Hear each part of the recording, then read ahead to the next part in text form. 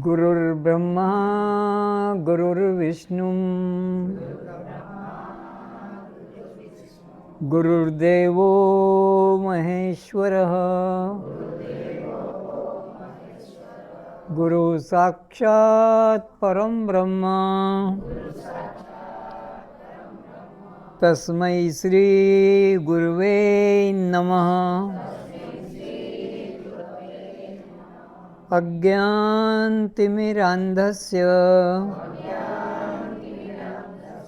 ज्ञानाञ्जनशलाकया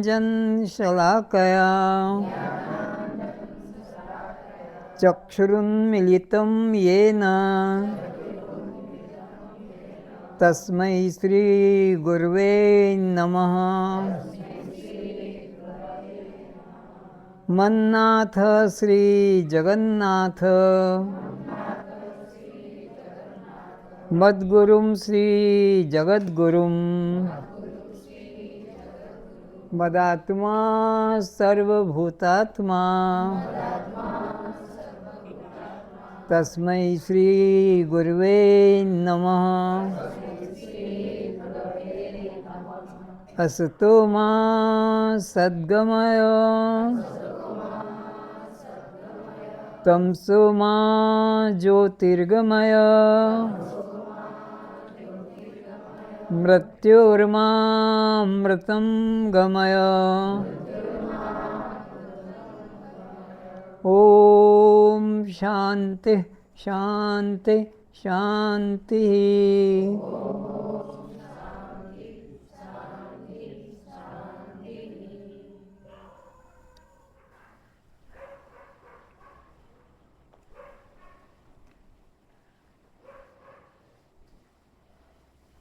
अनादिकाल से संसार का प्रत्येक प्राणी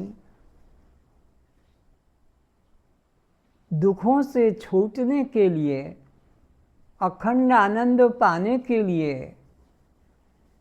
बहुत प्रकार के साधन करता चला आ रहा है, लेकिन अनादिकाल से आज तक अनंत अनंत साधन करने पर भी इसको दुख की निवृत्ति, परमानंद की प्राप्ति नहीं हुई।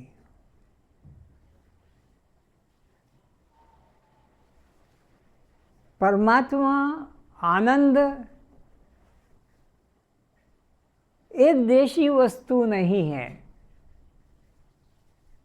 जैसे चंद्रमा एक देशी है,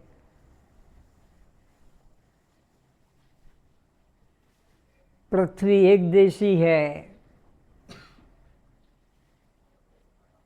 लेकिन सब जगह फैला हुआ अगर कोई है तो केवल परमात्मा, केवल आनंद।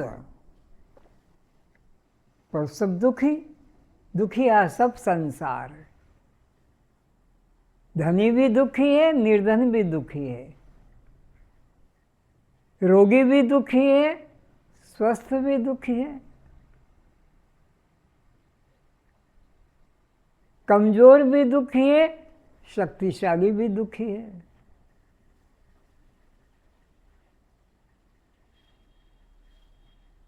क्यों दुखी है? क्योंकि आनंद का जो द्वार है उसने प्रवेश नहीं किया। आनंद का द्वार कहाँ खुलता है? ज्ञान के द्वारा।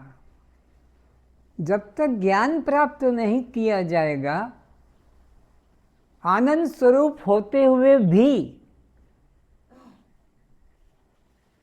अनित्य पदार्थों में मैं भाव करके, मेरा भाव करके, ये मिल जाएगा, ये मिल जाएगा, ये मिल जाएगा तो आनंद मिल जाएगा।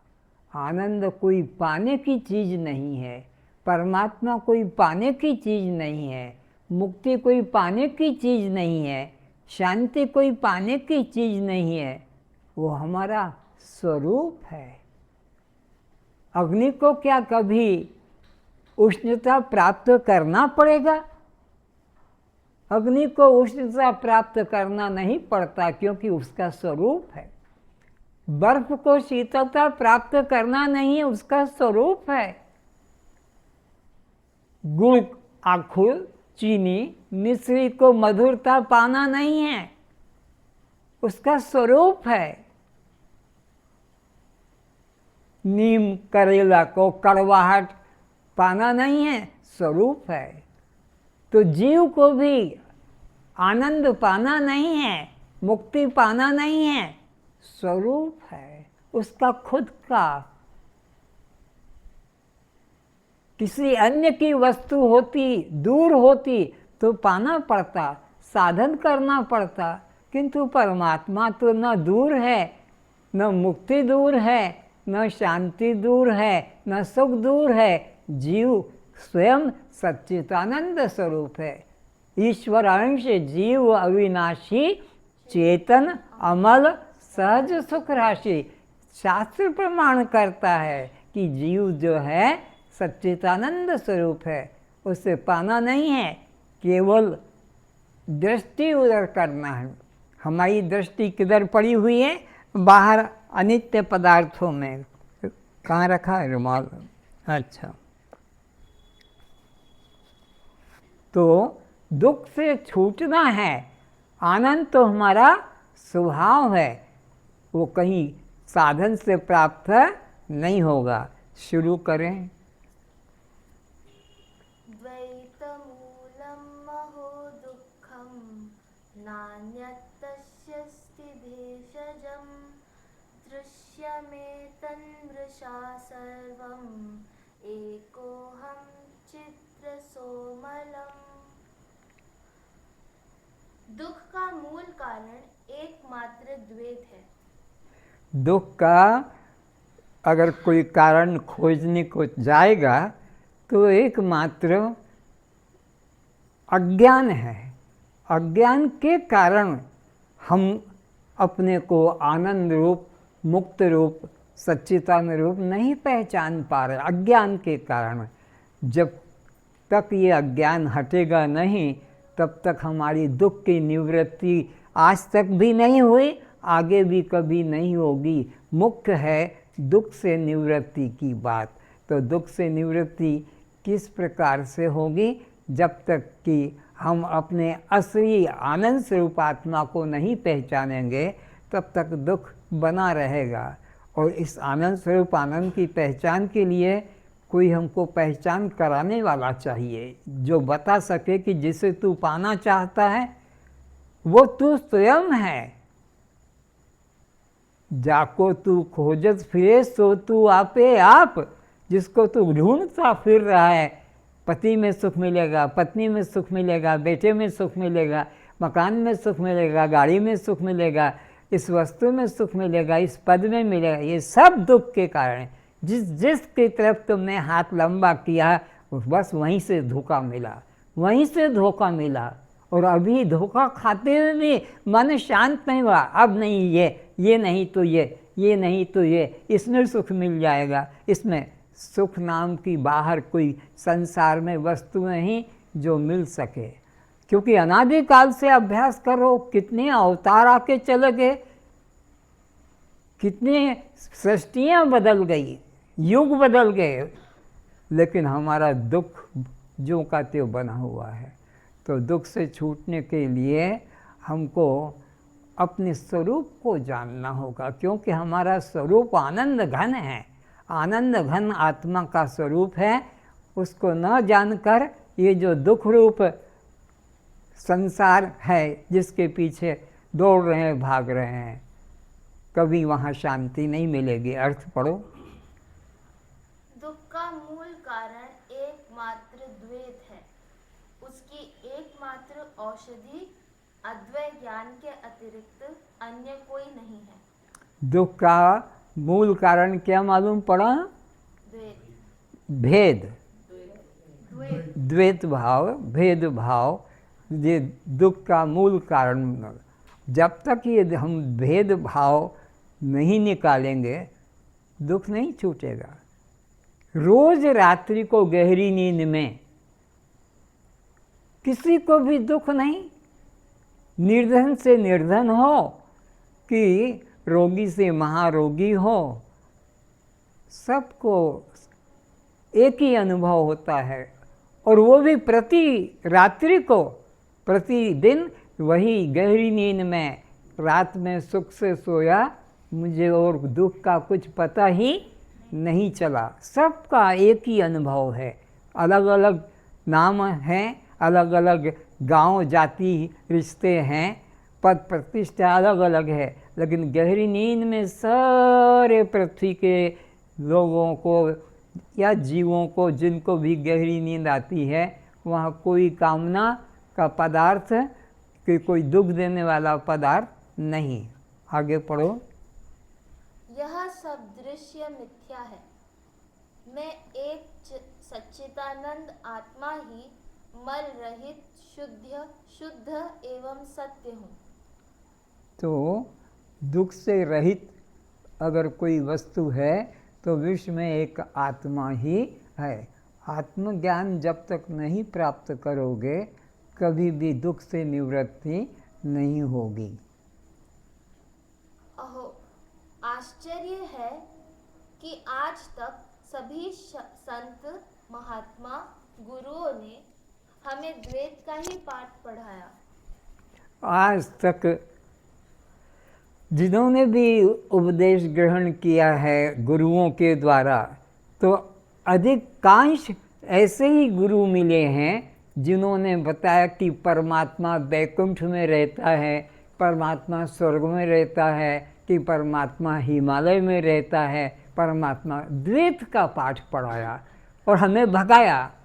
हम और उसके पीछे हम भटके, दुखी मिला।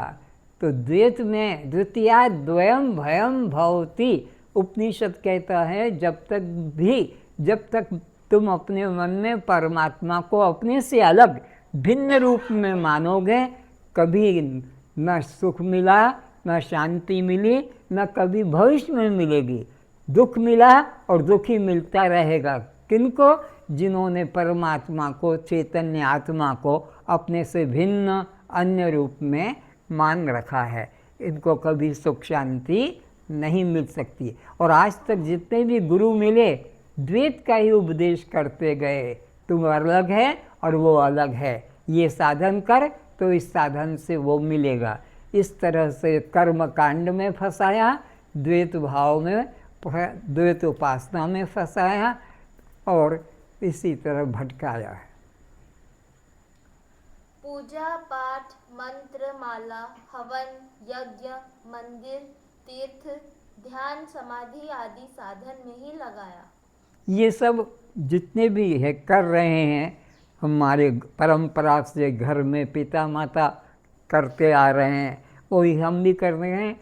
तो गुरु लोगों ने इन्हीं द्वैत के साधन में फंसाया, द्वैत से हमको हटाया नहीं। माला करो, ध्यान करो, पूजा करो, उपवास करो, तीर्थ यात्रा करो, माला लेकर बैठ जाओ, कागज़ पे राम राम लिखो 1.25 लाख, और इस तरह से इन्हीं में फंसाया, उन्हीं में हम लगे रहे, लेकिन दुख से छुटकारा नहीं मिला। अब सद्गुरु की कृपा से ज्ञात हुआ कि यह सब द्वैत प्रपंच है।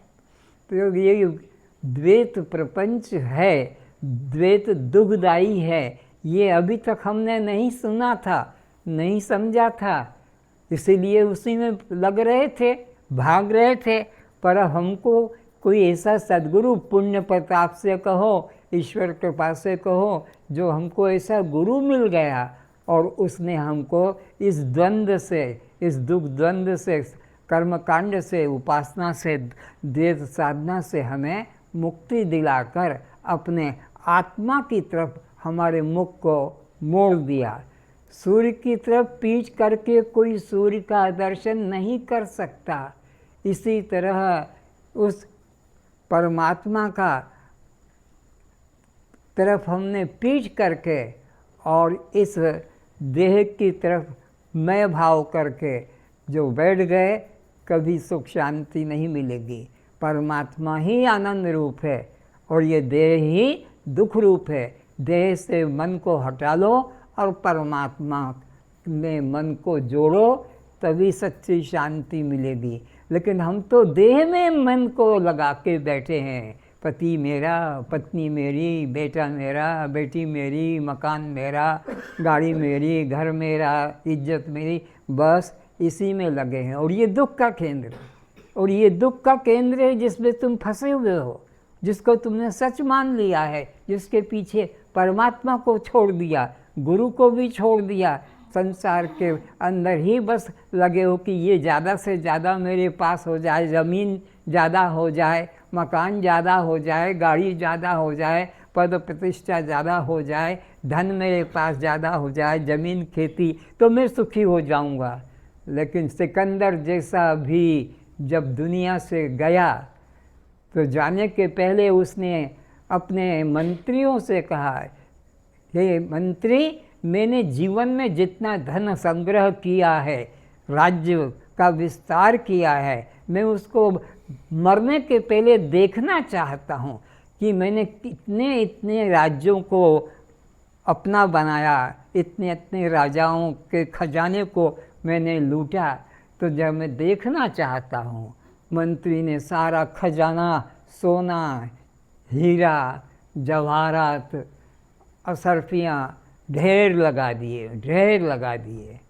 जैसे मकान बनाते हो तो सीमेंट का ढेर है, या वह ईंटा का ढेर है, या कोई गिट्टी पत्थर का ढेर लगाते तब वो मकान बनता है।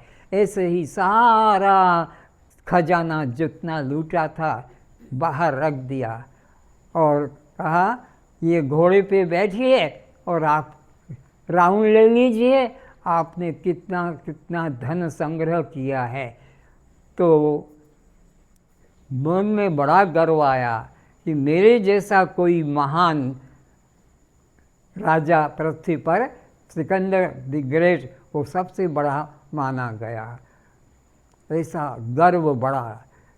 फिर विचार आया, इस धन को पाने के लिए अब मैं तो जाने का दिन आ गया, कौन इसका मालिक बनेगा, कौन इसका उपयोग करेगा? मैं तो खाली हाथ हूँ, मेरे पास तो अब कुछ भी नहीं है।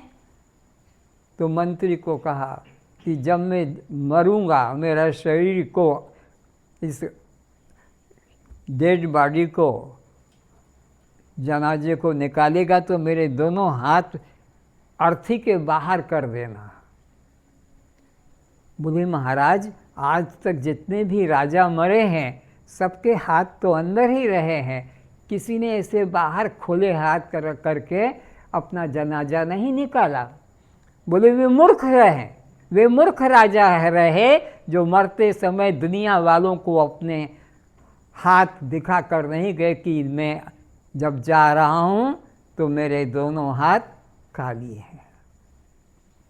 सिकंदर जब गया तो दोनों हाथ बाहर थे।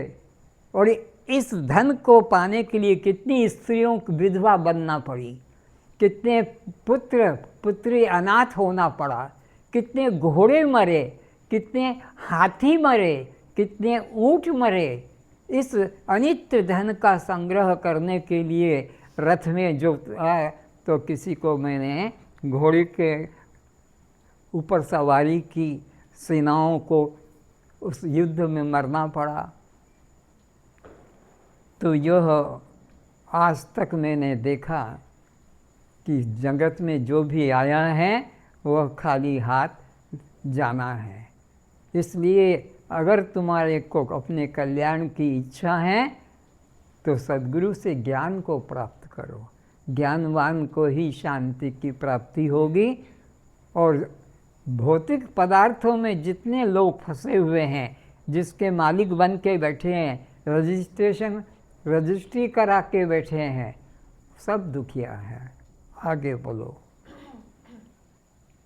आत्मा से परमात्मा की भेद दृष्टि करना ही कल्याण के मार्ग से च्युत कराती है। फिर से, आत्मा से परमात्मा की भेद दृष्टि ही कल्याण के मार्ग से च्युत कराती है। कल्याण का मार्ग क्या है? अद्वैत, एकमेवा अद्वितीयम ब्रह्म नेह नास्ति किंचन। तो एक अद्वितीय परमात्मा के प्रति द्वैत भाव जागृत करा देना कि वो अलग है और तू अलग है, दुख का और कोई रास्ता, इसी कारण से सबको दुखी है सब संसार, इसी कारण से सबको दुखी होना पड़ता है। इसलिए मन से द्वैत भाव को निकालो, मेरे अलावा कोई दूसरा चैतन्य नहीं है। यह बात अब भी सीखें, अपने बच्चों को भी अभी से सिखाएं कि वह चेतन वस्तु जिसकी वजह से तेरे हाथ, आँख, नाक काम कर रहे हैं, वो अंदर बैठा है। बिजली का पंखा यहाँ स्विच से चलता है, लाइट स्विच से चलता है, तब वो काम करते हैं। वो परमात्मा अंदर बैठा है, तब तेरे हाथ, पैर, मुख, नाक, इंद्रियाँ काम करती हो, उसके बिना कोई सत्ता नहीं। इस तरह से जब तक द्वैत भाव से मन को हटाया नहीं जाएगा, तब तक कल्याण की प्राप्ति आज तक किसी को नहीं हुई और न आगे हो सकी। द्वितीयाद् द्वयम भयम भवति। उपनिषद कहता है जब तक द्वैत भाव रहेगा अखंड सत्ता में, परमात्मा की उपाधि अखंड कहा है। अखंड का मतलब है जो सत्ता सब देश में, सब काल में और सब रूप में विद्यमान हो, उससे पृथक कोई देश न हो, उससे पृथक कोई काल न हो, उससे पृथक कोई रूप न हो, उसको अखंड कहते हैं। तो परमात्मा का ज्ञान जब तक अखंडता का बोध नहीं होगा, द्वैत भाव रखते से कई दुख की निवृत्ति आज तक न किसी की हुई न आगे हो सकेगी। इसलिए द्वैत भाव को मन से निकाल कर अद्वैत भाव में मन को जोड़ो। मृत्युः सह मृत्युमाप्नोति यः नानैव पश्यति। मुझे सुनाई भी कम पड़ता है, थोड़ा आगे बढ़ो। वह बारंबार मृत्यु से मृत्यु को ही प्राप्त होता रहेगा। कौन मृत्यु से मृत्यु को जाता है? जिसने अपने को चैतन्य आत्मा से, परमात्मा से भिन्न माना है कि वो मंदिर में है, वो बद्रीनाथ में है, जगन्नाथ में है, या वृंदावन में है कि अयोध्या में है। इस तरह से जिसने परमात्मा को अपने से भिन्न माना और उसकी पाने के लिए यात्रा की, वो दुख से कभी भी बच नहीं पाएगा, वो दुख से कभी छूट नहीं पाएगा।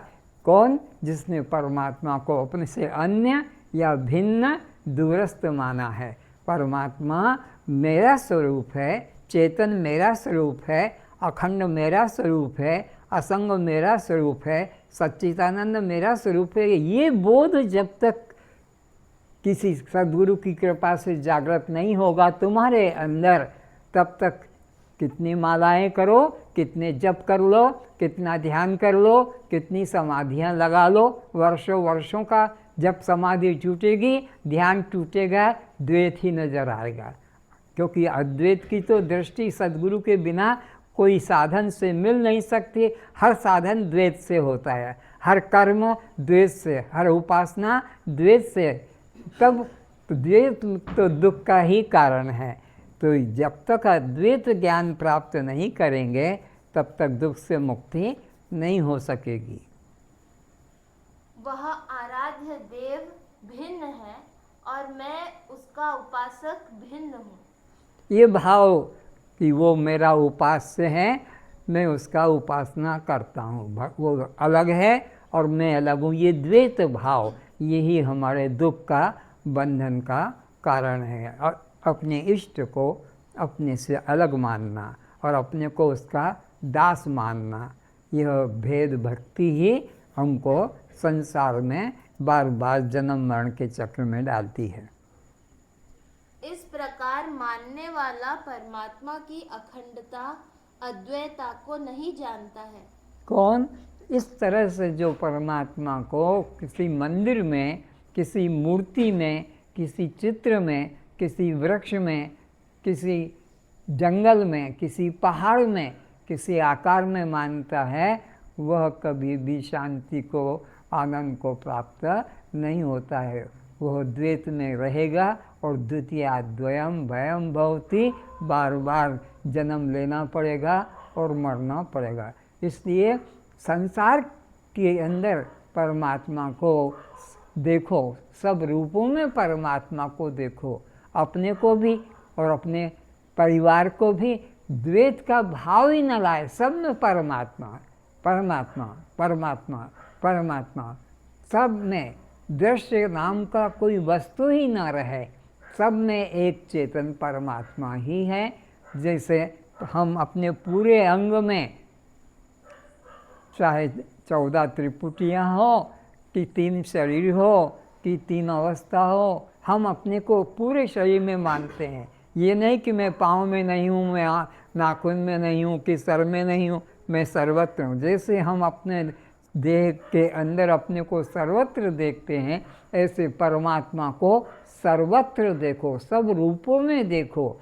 जैसे अज्ञानी भी अपने शरीर में अपने को सब अंगों में समान देखता है, भेद नहीं देखता है, ऐसे परमात्मा को हरि व्यापक सर्वत्र समाना कहा है। या रामायण में कहा, सिया राम मैं सब जग जानी और करहूँ प्रणाम। ये नहीं कि अब मैं पैसे वाला, मैं मकान वाला, मैं गाड़ी वाला, मैं बड़ा ऑफिसर हूँ, या मैं तो ज्ञानी हो गया, मेरे को क्या ज़रूरत है, मैं किसी को प्रणाम क्यों करूँ। सब मुझे करे नहीं, सब में एक चेतन वस्तु को देखो। आगे इस प्रकार मानने वाला परमात्मा की अखंडता अद्वैता को नहीं जानता है और भेद उपासना करता है, वह देवता का पशु है। वो जो देवता, नाना देवता कल्पना करके बैठे हैं, स्वर्ग में बैठे हैं, अलग अलग उनके लोग बना रखे हैं, उनमें जो भाव रखता है वो दुख से कभी छूट नहीं पाएगा। उसको द्वैत भाव है जहाँ तक है, चाहे वो देवता हो कि कोई भूत प्रेत हो, सब ये दुख का ही कारण है। तो दुख से छूटने का एक ही मात्र उपाय है, द्वैत भाव से मुक्ति लो। अस प्रभु छाड़ी भजई जे आना, ते नर पशु बिन पूछ विशाना। वो बिना पूंछ का पशु है। पशुओं को पूंछ होती है, लेकिन वो बिना पूंछ का पशु है। कौन? जो परमात्मा को अपने से भिन्न अन्य रूप में जानता है।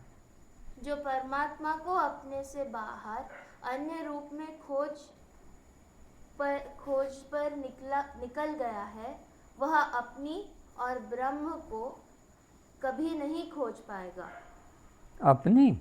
वह अपनी और ब्रह्म को कभी नहीं खोज पाएगा। जो ढूंढने में निकल गया है, तो उसकी दृष्टि तो एक एक पदार्थ पे, एक एक पेड़ पे, एक एक पहाड़ पे बाहर रहेगी। वो जो खोजने में लग गया, उसकी दृष्टि अपने तरफ कभी लौट नहीं पाएगी, क्योंकि खोजने वाला बाहर देखता है, दूर देखता है। तो जब तक खोज में निकला है, उसे कभी भी न मुक्ति मिलेगी, न शांति मिलेगी, न अपनी तरफ दृष्टि।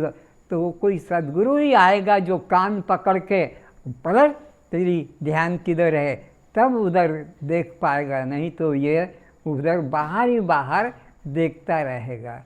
मृग की नाभि में कस्तूरी है, और इधर उधर यहाँ वहाँ, इसमें उसमें, इस पहाड़ में, इस झाड़ में, इस झरने में ढूंढते ढूंढते मरने को आ जाता है।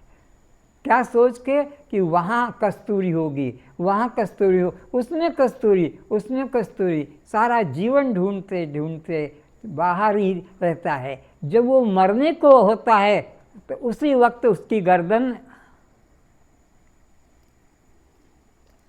इधर झुकती है, नाभि की तरफ। तब पता लगता है, हाय, जिस कस्तूरी को मैं ढूंढ रहा था वो मेरे नाभि में, हाय हाय, कैसी मेरी मूर्ता और प्राण निकल जाते हैं। इसी तरह जब तक भेद बुद्धि रहेगी परमात्मा का, मर जाएगा मृग कस्तूरी के मृग की तरह। अब क्या होता है, जब प्राण जाएंगे छूट, अब तो कोई रास्ता नहीं निकाल। तो जैसे मृग की नाभि में कस्तूरी है और सारा जीवन वो बाहर ढूंढता है, ऐसे ही परमात्मा तुम्हारा स्वरूप है, मुक्ति तुम्हारा स्वरूप है। और तुम इस गुरु से, उस गुरु से, इस साधन से, इस ध्यान से, इस पूजा से, इस मंत्र से, माला से मिल जाएगा, मिल जाएगा। ऐसे ही खोजते खोजते प्राण निकल जाएंगे, तुम्हारा मोक्ष नहीं होगा, कल्याण भी नहीं होगा, क्योंकि तुमने तो परमात्मा को भिन्न मान रखा है। भेद उपासना साधक को स्वस्वरूप बोध होने से वंचित किए रहती है।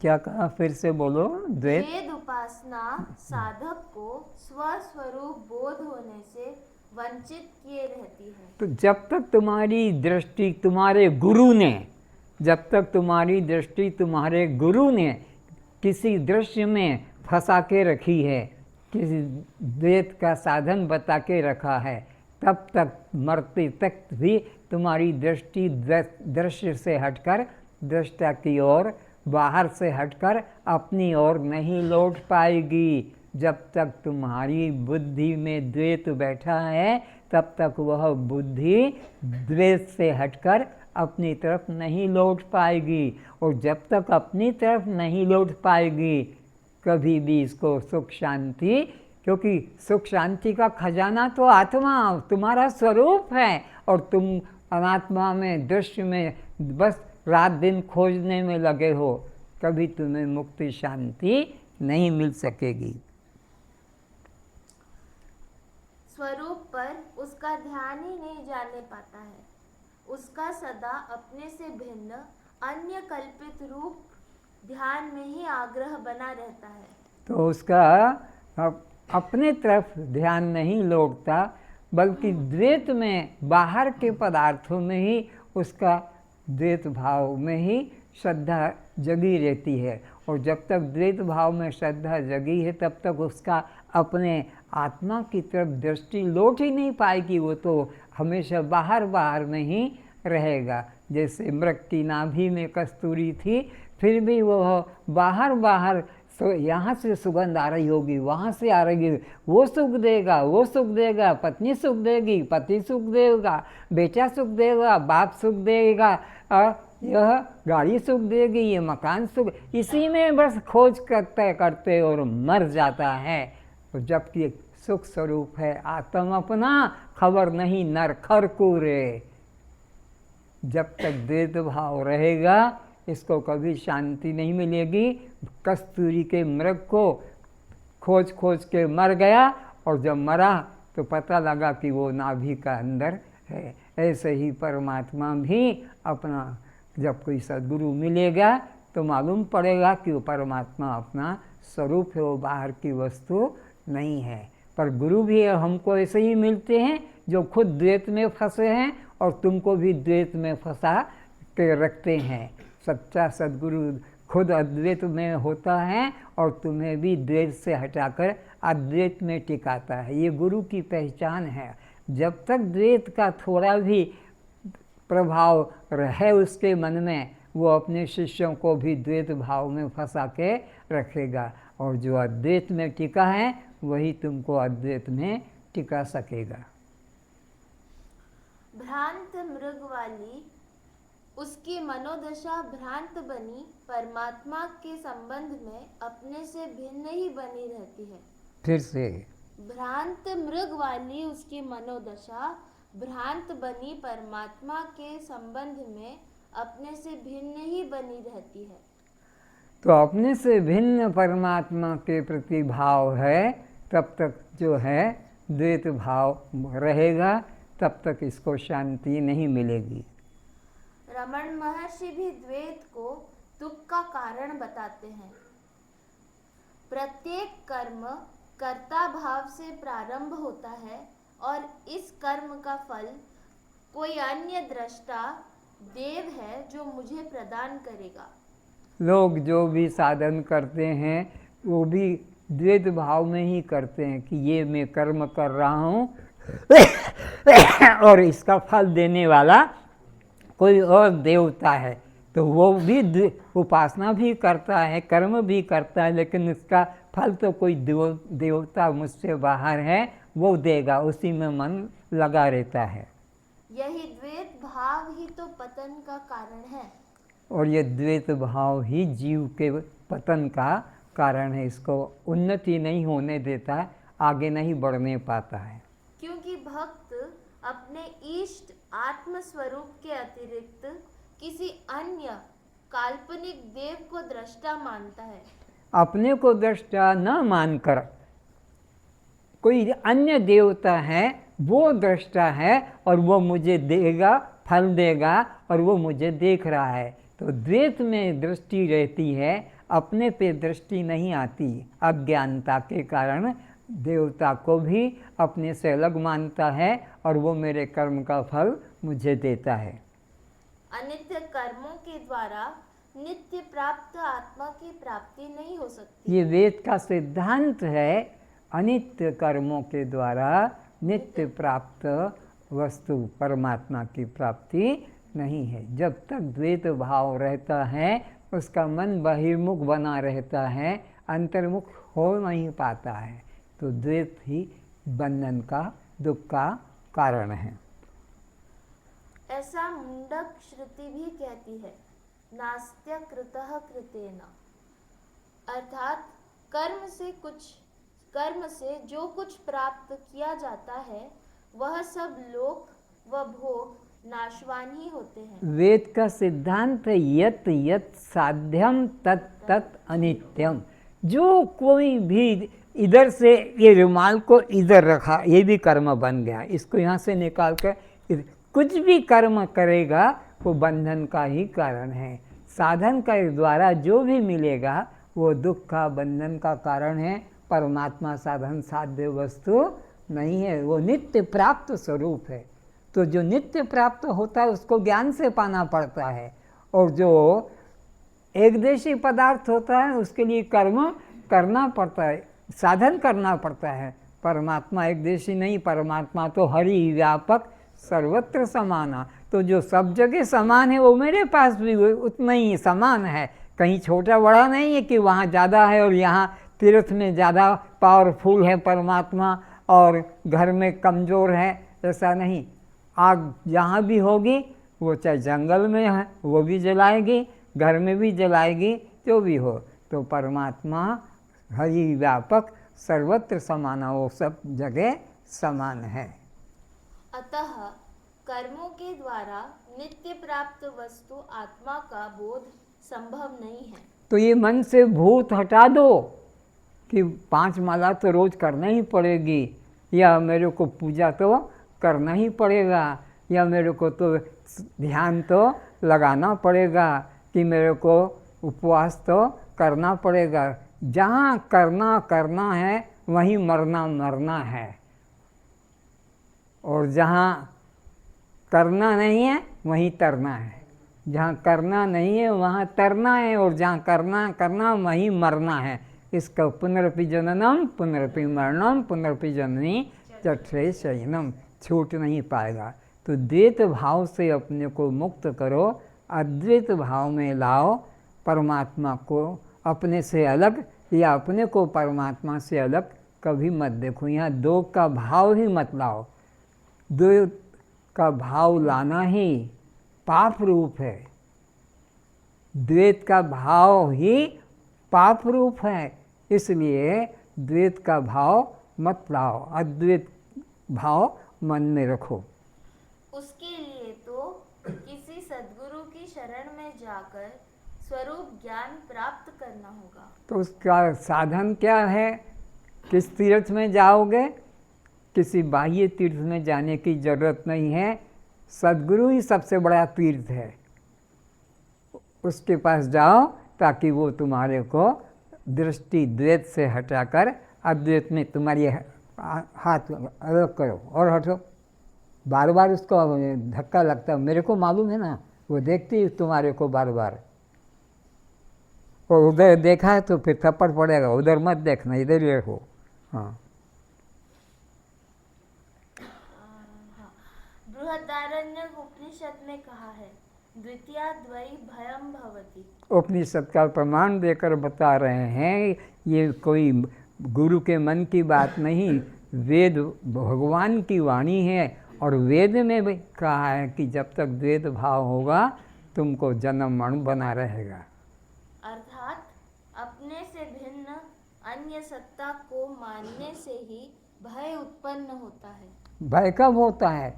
अगर तुम बाथरूम में नहा रहे हो, दरवाज़ा बंद कर रखा है और किसी ने ऐसे कर दिया, अब दरवाज़ा बंद करके रखा लेकिन ऐसे चमक जाते हो, क्यों चमक? द्वैत का भाव आ गया तो वो डर पैदा करता है।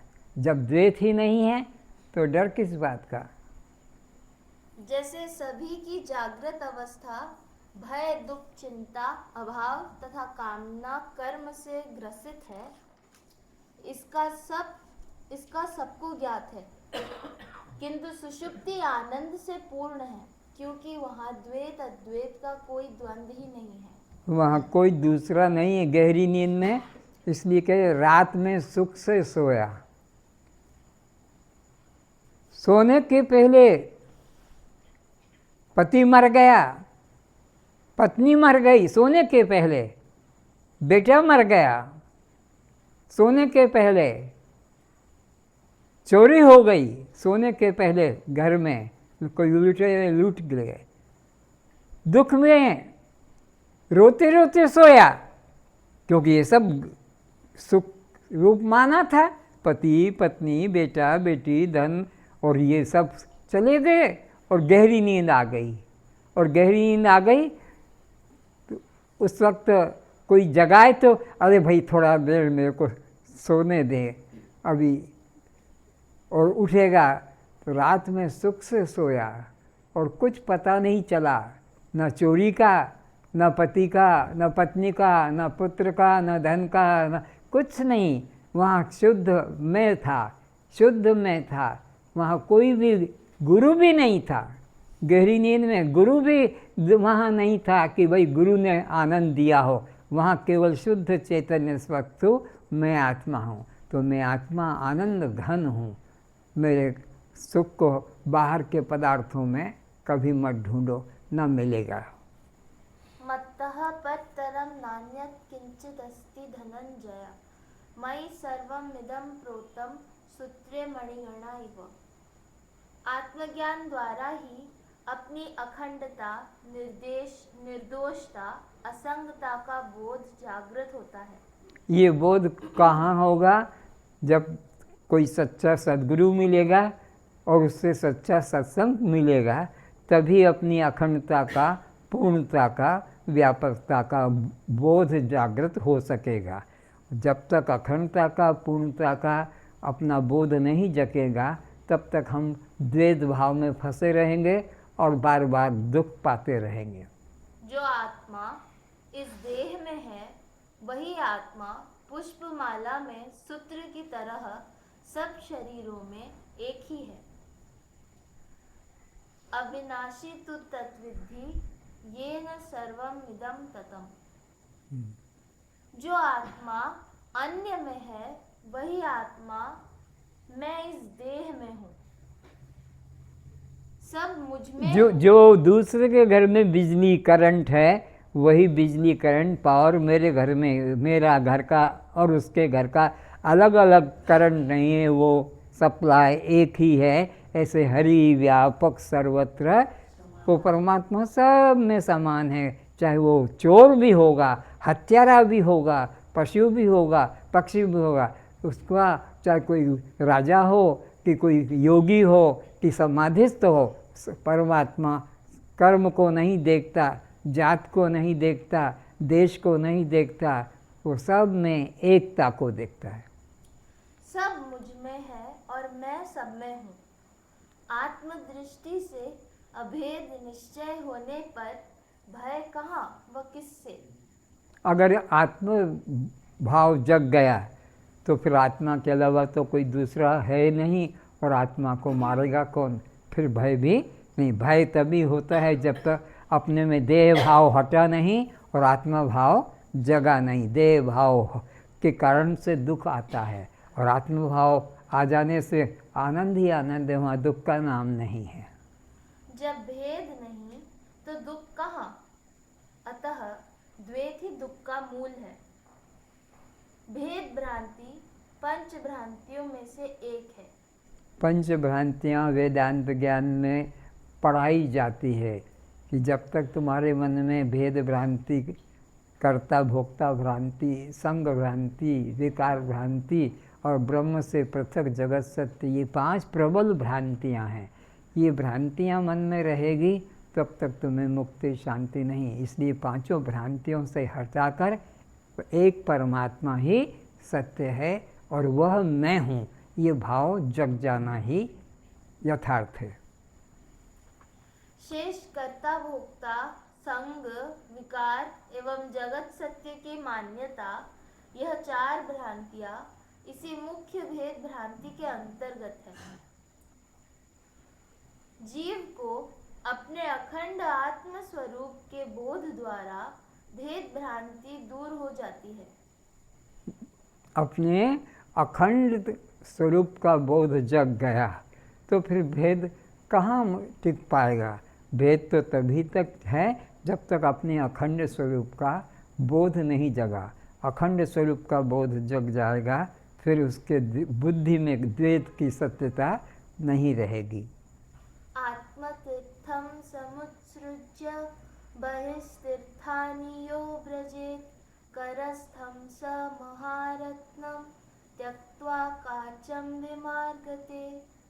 वह मूर्ख है जो प्रत्यक्ष चैतन्य स्वात्म तीर्थ का त्याग करके बाह्य तीर्थों में ईश्वर प्राप्ति के लिए, कल्याण प्राप्ति के लिए नाभि स्थित कस्तूरी वाले मृग की तरह भटकता रहता है। अभी दृष्टांत देकर बताया है कि जैसे मृग की नाभि में कस्तूरी है और फिर भी उसको पता नहीं, वो बाहर ढूंढता है और ऐसे ही खोजते खोजते तड़पते ही मर जाता है। ऐसे ही आत्मा अपना स्वरूप है और हम उसको चित्र मूर्ति में, नदी पर्वत में, तीर्थ मंदिर में ढूंढते ढूंढते और मर जाते हैं। वह मानो हाथ में रखे हुए रत्न को त्याग कर कांच को पकड़ धनाढ्य होने की झूठी आशा में फिरता है। वो कैसा मूर्ख है, कैसा अज्ञानी, कैसा पागल है कि वह अपने हाथ में रखी हुई कस्तूरी को या हीरे को तो फेंक देता है और नकली कांच की मणि को पकड़ता है, जबकि वह नकली है और जो मुट्ठी में था असली उसको फेंक देता है। पढ़ो उसी लाइन को। वह मानो हाथ में रखे हुए रत्न को त्याग कर कांच को पकड़ धनाढ्य होने की झूठी आशा में फिरता है। तो कांच को पकड़ के कोई धनाढ्य हो नहीं सकता, उसका कोई मूल्य ही नहीं। तो ये तुमने मकान बना लिया बहुत बड़ा ऊंचा 7 मंजिल का, बढ़िया बढ़िया कार ले आए, हीरे जवाहरात तुमने घर में रख लिए, अच्छे पैंट शूट साड़ी, इसका कोई मूल्य नहीं। ये सब क्योंकि तुम्हारे हाथ में तो कुछ भी, तुम्हारा शरीर भी नहीं रहेगा, वो भी यहीं कहीं छूट जाएगा। जैसे सिकंदर सारा राज्य कितने पृथ्वी का नाम कमा लिया था कि सिकंदर के बराबर कोई राजा नहीं हुआ, ऐसा नाम भी कमा लिया, लेकिन गया तो दोनों हाथ खाली थे। तो कितना भी धन संग्रह कर लो लेकिन शांति की प्राप्ति तो आत्मज्ञान से हो गई। आत्मज्ञान जिसने पाया वो उसको जितना संतोष है, वो कार वाले बंगले वाले वो सब आकर तुम्हारे सामने बैठ जाते हैं। संत जो आता है आत्मज्ञानी देने, उसके पास क्या है? न रहने का मकान है, न कोई अपना कोई जीने का कोई साधन है। जो कोई दे देता है वो पहन लेता है, जो कोई देता है वो खा लेता है, जगह रह जाता है। और उसके आगे कौन? बड़े बड़े कार वाले, कोठी वाले, हीरे जवाहरात वाले आके बैठते हैं। अगर उनमें सुख शांति होती, हीरे जवाहरात में, कार कोठी बंगले में, पति पत्नी में, तो एक भिखारी की तरह रहने वाला संत जो है, असंग भाव में जीने वाला संत, उसके पास आकर क्यों बैठते? तो मुक्ति की प्राप्ति, शांति की प्राप्ति बाह्य पदार्थों में कि संबंधों में, संपत्ति में नहीं है, आत्मा का बोध जग जाना कि मैं दृष्टा साक्षी, बस वही सुख शांति को पाता है। तीर्थे दाने जपे यज्ञे काष्ठे पाषाण के सदा शिवम पश्यति मूढ़ात्मा शिवे देहे प्रतिष्ठिते। कल्याणमय परमात्मा इसी देह में विराजमान है। उपनिषद कहता है कल्याण रूप परमात्मा इसी देह में विद्यमान है, न कि बद्रीनाथ में, केदारनाथ में, वहाँ भी है, लेकिन तुम्हारी को जो नज़दीक में प्राप्त है उसको दूर में ढूंढने जाना तो मूर्खता है। जिसको घर की वस्तु नज़र नहीं आ रही है वो बाहर खोजने जाता है और निराश होकर आता है। घर की वस्तु, आत्मा अपनी वस्तु, अपना स्वरूप है, घर की वस्तु है। दूसरे के आगे हाथ फैलाओगे और वो तुमको निराश करेगा। उसे न जानने वाला मूर्ख तीर्थ, दान, जप, यज्ञ, काष्ठ धातु और पाषाण निर्मित कल्पित मूर्तियों में ही परमात्मा को खोजा करता है। जाबाल दर्शन उपनिषद के अंदर ये मंत्र आया है कि जो व्यक्ति बाहर परमात्मा को खोजता है वो कैसा मूर्ख है। फिर से पढ़ो। उसे न जानने वाला मूर्ख तीर्थ, दान, जप, यज्ञ। कौन जाएगा? जो अपना आत्मा परमात्मा है, मैं परमात्मा हूँ, मैं चेतन, इसको न जानकर बाहर खोजता है तीर्थ मंदिरों में, वो कैसा मूर्ख है? पढ़ो।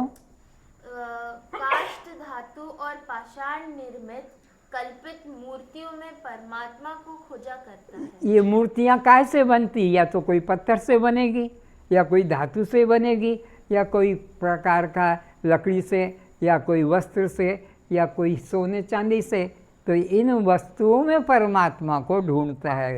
वो कैसा मूर्ख है कि यह आत्मा चैतन्य नित्य हमारा स्वरूप है, उसको न जानकर यह धातुओं से निर्मित आकारों में परमात्मा को ढूंढता है। आगे। शिवम आत्मानि पश्यन्ति प्रतिमासु न योगिनः अज्ञानां भवनार्थाय प्रतिमः परिकल्पिताः। ज्ञानी जन परमात्मा का साक्षात्कार अपनी ही आत्मा के रूप में करते हैं। कौन करेगा? जो ज्ञानी होगा। ज्ञानी जन्म से नहीं होता है, कोई सद्गुरु के द्वारा ही वो ज्ञान प्राप्त करता है। तो वो अपने आत्मा में ही परमात्मा को अनुभव करता है। कौन? ज्ञानी। अज्ञानी तीर्थ मंदिरों में पाषाण धातुओं में कल्पना करता है नहीं, कल्पना करता है। विष्णु, राम, कृष्ण, गणेश, दुर्गा, हनुमान आदि की प्रतिमाओं की कल्पना तो अज्ञानियों के हृदय में भगवान के प्रति भावना जागृत हो जाए और उसके द्वारा परमात्मा के सत्य स्वरूप को जानने की इच्छा हो जाए, उस उद्देश्य से की गई है। तो अज्ञानी लोगों को अपने से बाहर चित्र मूर्ति, जो बच्चे हैं ना समझ है, उनको कुछ ज्ञान नहीं है, तो उनको उसी रास्ते से लगाते कि भाई रोज़ पूजा करा कर, रोज़ आरती करा कर, रोज़ किया कर, ताकि उनका परमात्मा के प्रति श्रद्धा बनी रहे, परमात्मा को खोजने की जिज्ञासा फिर बढ़ेगा तो जिज्ञासा जगेगी। अभी तो उनको बच्चों को भी उसमें लगाना चाहिए। अगर तुम्हारी इतनी सामर्थ्य है कि तुम अपने आत्मा में दृढ़ हो और बच्चे को भी लगा सकते हो तो और अच्छा है, ताकि उसको ज़्यादा लंबा समय साधन करना ना पड़े, ज़्यादा लंबी यात्रा करना चाहिए, नहीं करना पड़ेगी। जैसे कि प्रहलाद छोटी उम्र में ही ज्ञान में लग गया, शंकराचार्य छोटी उम्र में ही ज्ञान में लग गए। इसी तरह की और भी कई जो है ज्ञान के अंदर रुचि जग गई, मीरा ज्ञान में जग गई। ब्रह्म जिज्ञासा उदय होने के बाद तो इदम रूप से भिन्न रूप से उपासना करना निषेध ही है। तदेव ब्रह्मत्वं विद्धि नेदम यदिदम उपासते। फिर से ब्रह्म जिज्ञासा उदय होने के बाद ये मुख्य बात है। आत्मा को, परमात्मा को चैतन्य को जानने की भूख जग गई, उसके बाद फिर उधर मुख मत करो मंदिर वाला, पूजा पाठ व्रत उपवास, उधर से मन को हटा के पूरा इसी में लग जाओ। तो इदम रूप से भिन्न रूप से उपासना करना निषेध है। निषेध है ना, वो तुम्हारे लिए उचित नहीं है, वर्जित है। नहीं तो तुम अपना वो जो जिज्ञासा जगी वो भी धीरे धीरे नष्ट हो जाएगी। इसलिए थोड़ा भी आत्मा को जानने की तरफ बुद्धि आ गई तो कर्म कांड भेद बुद्धि छोड़ ही देना चाहिए। जैसे किसी बालक को माँ के वियोग में रोता देख उसे चुप कराने हेतु कहे कि मैं तुझे अभी तेरी माँ से मिलाता हूँ, और उस बच्चे को उसकी माँ का फोटो दिखाकर कहे कि ले ये तेरी माँ है, अब तो चुप हो जा, अब क्यों रोता है? बच्चा रो रहा है माँ का दुग्ध पान करने के लिए, और बच्चे को उसकी माँ का फोटो दिखा दे ये तेरी माँ है, तो क्या उसको वो जो प्यास थी दूध पीने की वो शांत होगी? या माँ का प्यार हृदय से लगने का जो सुख था वो उस चित्र से मिलेगा? नहीं। तो ये घरों में जो राम के, कृष्ण के, शंकर के, दुर्गा, अम्बा, काली, गणेश, शंकर आदि के जो चित्र रखे हैं, इनके आगे अगरबत्ती जगा ले, इतना बड़ा भगवान और इतना सा कागज़ के बाज़ार से लेके आए और उसकी पूजा शुरू कर देते हैं, तो यह सत्य का कभी अनुभव नहीं कर पाएगा। तो वह 5 वर्ष का बच्चा उस फोटो को फेंक कर कह देता है कि यह तो मेरी माँ का फोटो है। तो वो बच्चा भी जानता है कि ये मेरी माँ नहीं है, माँ का फोटो है, लेकिन बूढ़े होके मरने लगते हैं तब भी भगवान की मरते समय छाती पे चित्र रख के मरते हैं, छाती के ऊपर फोटो रख लिया और तब भगवान को लेके उनको भी जलाएगा, खुद भी जलेगा, ये उनका ज्ञान है। तो बूढ़े होने तक भी चित्र मूर्ति से मन नहीं हटता है, जबकि एक 5 वर्ष के बच्चे को कहो कि ये तेरी माँ है, तो वो बच्चा कहे तो मेरी माँ का फोटो है मेरी माँ, वो उसको स्वीकार नहीं करेगा। लेकिन तुम वेदांत के ज्ञान करने वाले घर घर में देखो, रोज़ उनको अगरबत्ती जला देते हो, धूप बत्ती लगा देते हो, दीपक जला, क्योंकि तुम्हारी बुद्धि में उससे अभी वो सत्य बुद्ध भाव घटा नहीं है, इसलिए तुम उसकी पूजा करते ही रहते हो। इधर वेदांत की क्लास में भी आकर बैठ जाते हो, वेदांत की चर्चा भी करते हो, लेकिन ये तो भगवान का फोटो है, इसको क्या करें, कैसे करें? अब इसको तो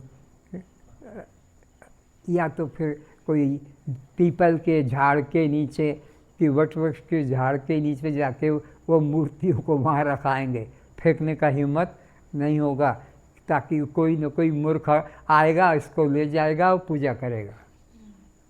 इसी प्रकार किसी व्यक्ति को भगवान के दर्शन की इच्छा हो और वह किसी संत के पास जिज्ञासा करे कि महाराज मुझे भगवान के दर्शन करने की प्रबल इच्छा है, कृपया मुझे भगवत दर्शन करा दे, मैं आपकी शरण में आया हूँ।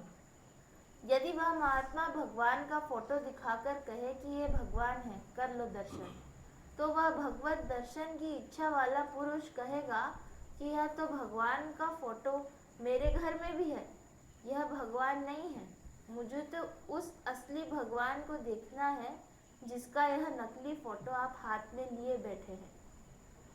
मूर्ति उपासना करने वालों के मन में ऐसी जिज्ञासा उठने पर उनकी मुक्ति का मार्ग खुल सकता है। मूर्ति उपासना उत्तम भक्ति नहीं है। उत्तमा तत्व चिंतनैव मध्यमं शास्त्र चिंतनम अधमा मंत्र चिंता च तीर्थ भ्रांत्य अधम मैं ब्रह्म हूँ, यह सबसे उत्तम कल्याणकारी चिंतन है। ये सबसे उत्तम कल्याणकारी चिंतन का निरंतर चिंतन करो, निरंतर इसको मन से हटने न दो। उठो, मल त्याग करते हुए भी, पति पत्नी खाते हुए भी, बेटा बेटी साथ खेलते, चिंतन यही बनना रहे आत्मा का।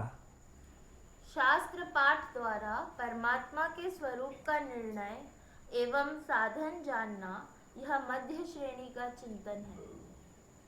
मंत्र जाप करते रहना यह अधम श्रेणी का चिंतन है तथा तीर्थों में पाप नाश एवं मुक्ति की आशा में भटकना पड़े तो यह अत्यंत निकृष्ट श्रेणी की साधना है। अतः परम कल्याण की इच्छा वाले साधकों को तत्व ज्ञान की प्राप्ति के लिए ही निरंतर अथक प्रयत्न करते रहना चाहिए। कौन सा श्रेष्ठ साधन अधम है और कौन सा श्रेष्ठ साधन उत्तम है, तो मालूम पड़ा कि आत्मज्ञान के संबंध में जो साधन है ज्ञान प्राप्त करना यही उत्तम साधन है, और आत्मज्ञान को छोड़कर जो भी तुम साधन पकड़े हो सब अधम है, उनसे कल्याण होने वाला नहीं है। तीर्थ, मंदिर, मूर्ति पूजा, जप आदि अन्य उपाय तत्व ज्ञान प्राप्ति के लिए वर्णमाला ज्ञान की तरह प्रारंभिक साधन तो है किंतु अंतिम साधन नहीं है। जैसे वर्णमाला सीखते हैं वो जरूरी है, कोई भी विद्या का सीखने के लिए वर्णमाला पहले आना जरूरी है, पर तुम सारा जीवन वर्णमाला ही करते रहो आ ई से क्षेत्रज्ञ तक, फिर वही करते रहो तो तुम्हारा उन्नति नहीं होगी, तुम मूर्ख रह जाओगे। फिर तो क्या करना होगा, 2 अक्षरों को जोड़ना होगा, फिर 3 अक्षरों को जोड़ना सीखना होगा, फिर 4 अक्षरों को जोड़ के शब्द बनाओगे, फिर उस तरह से वाक्य बनाओगे, इस तरह से साधन आगे बढ़ाएगा। तो ये प्रारंभिक तो है, पर ये अंतिम साधन मूर्ति पूजा अंतिम साधन नहीं है, ध्यान अंतिम साधन नहीं है, समाधि अंतिम साधन नहीं है, अंतिम साधन तो स्वरूप ज्ञान आत्मज्ञान है। अतः उन साधनों में सदा बंधे नहीं रहना चाहिए। अपने आत्म स्वरूप के ज्ञान पाने के लिए सदैव प्रयत्नशील रहना चाहिए। कर्मों का फल तत्काल नहीं मिलता है, इस जन्म में मिले या भविष्य में या फिर अगले जन्म में मिले कोई निश्चित नहीं है। जैसे परीक्षा फल में विद्यार्थियों की मनोदशा चिंतित बनी रहती है कि पता नहीं क्या होगा, कितने नंबर की कौन सी डिवीजन बनेगी। यदि कर्मियों को फल इस जन्म में नहीं मिला तो अगले जन्म में ग्रहण करने का कष्ट भोगना पड़ेगा। इस जन्म मृत्यु से मुक्त होने के लिए ज्ञानी कर्म उपासना के जाल में नहीं पड़ता है, अर्थात लोक में संतान होने या मर जाने बाद घर में सुतक माना जाता है। उस घर में उस समय पूजा पाठ, होम, संध्या वंदन, यज्ञ आदि नित्य कर्म नहीं किए जाते हैं। आत्मज्ञानी को भी नगर के लोग पूछते हैं कि भाई आजकल तुम पूजा पाठ क्यों नहीं करते? संसार में कोई मर जाता है घर में तो वो जो उपवास करता था, पूजा करता था, कि जो कुछ करता था वो बंद कर देता है। और कोई पूछे कि भाई तुम पहले तो पूजा करते थे, ये तुम्हारा पूजा का समय आजकल कुछ नहीं हो रहा है, तो वो कहता है, क्या कहता है, ये श्राप है, पढ़ो।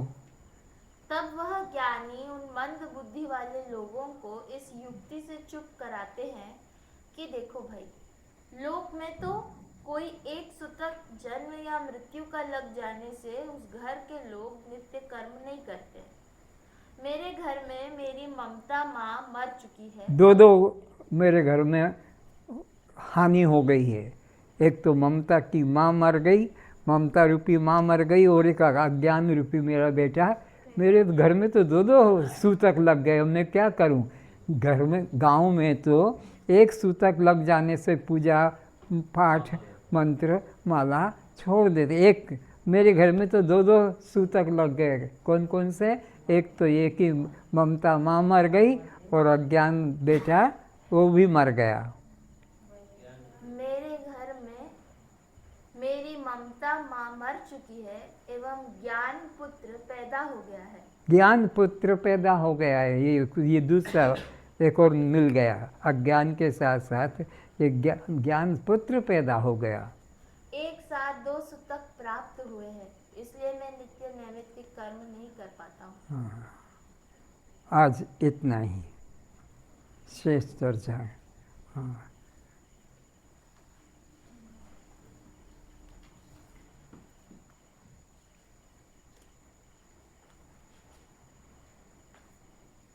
प्रभु जी मेरे अवगुण चित्त न धरो।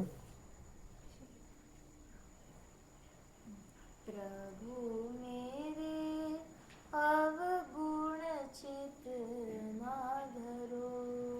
प्रभु मेरे अवगुण चित्त ना धरो। प्रभु मेरे अवगुण चित्त ना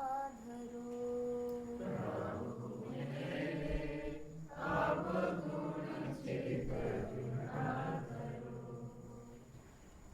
समदर्शी प्रभु नाम तिहारो।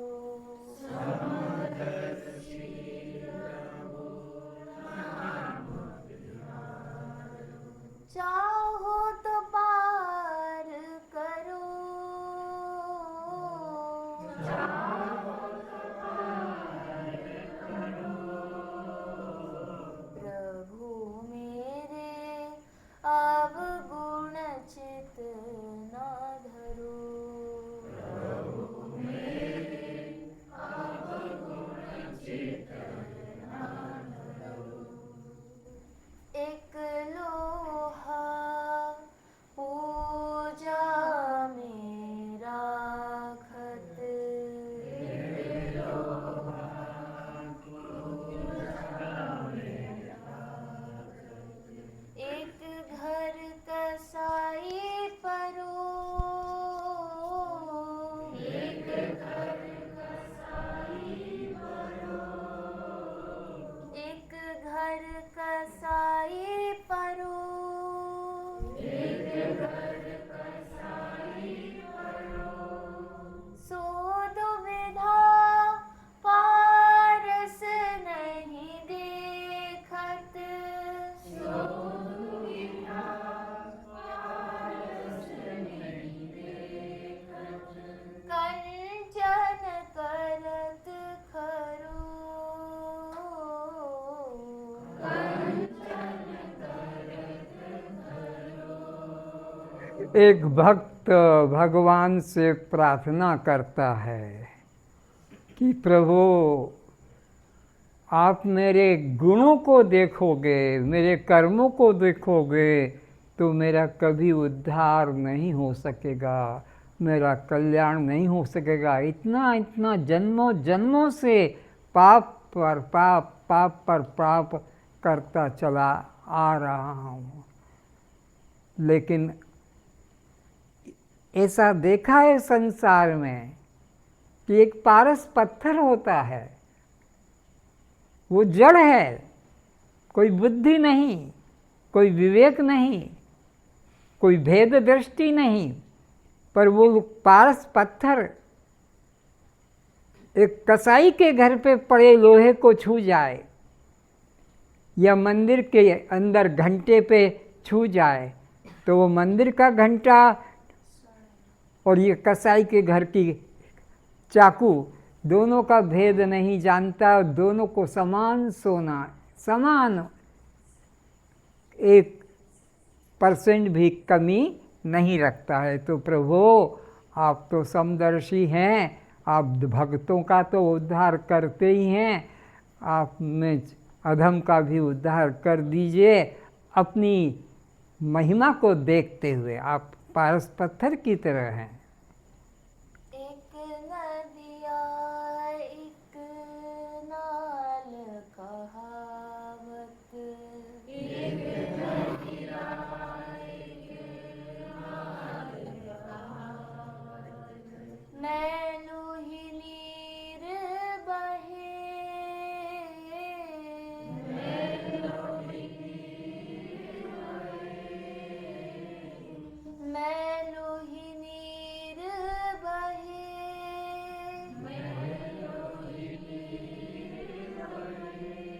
घर घर से जो गंदा पानी निकलता है उसको नाली बोलते हैं, और वो बड़े नहर के रूप में कहो कि बहुत बड़े झरने के रूप में, बहुत बड़े नाले के रूप में होकर नदी में मिल जाता है।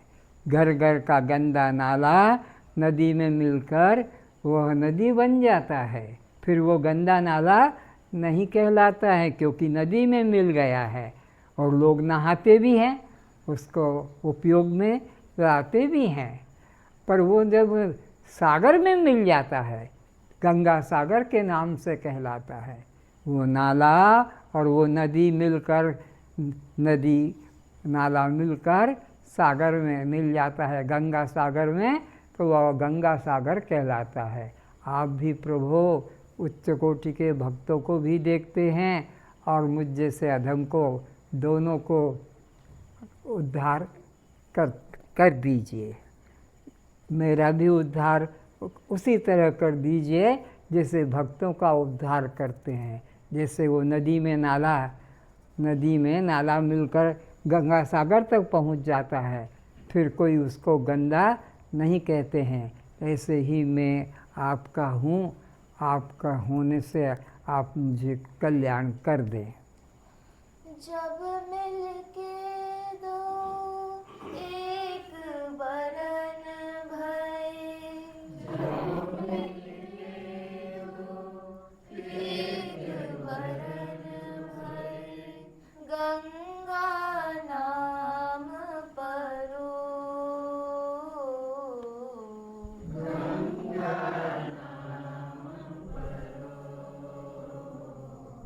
प्रभु मेरे अवगुण चित ना धरो, प्रभु मेरे अवगुण चित ना धरो। एक जीव एक ईश कहावत, एक जीव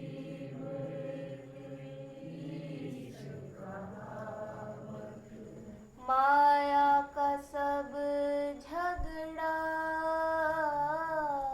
माया का सब झगड़ा, माया का सब झगड़ा, माया का सब झगड़ा, अब की बार मुहे पार उतारो, अब की बार मुहे पार उतारो, नहीं अस जात टरो,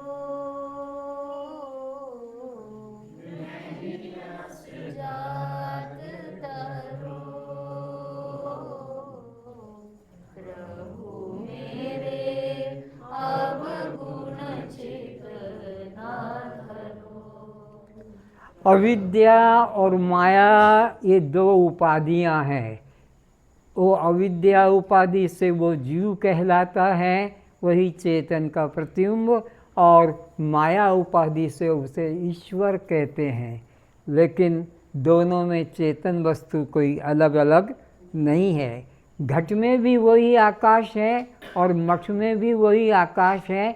आकाश दोनों में समान है, आकाश में कोई अंतर, घट और मठ उपाधि का भेद है। तो ये अविद्या माया की उपाधि का भेद है, चेतन तो एक ही है। तो प्रभु आप अपनी महिमा का विचार करो, आप मेरा भी उद्धार करो। चाहे मेरा अविद्या के कारण कर्म दूषित है, लेकिन मैं आपसे अलग नहीं हूँ। सीधे हो जाओ। आगे। समदर्शी प्रभु नाम तिहारो, समदर्शी प्रभु नाम तिहारो, चाहो तो पार करो, चाहो तो पार करो, प्रभु मेरे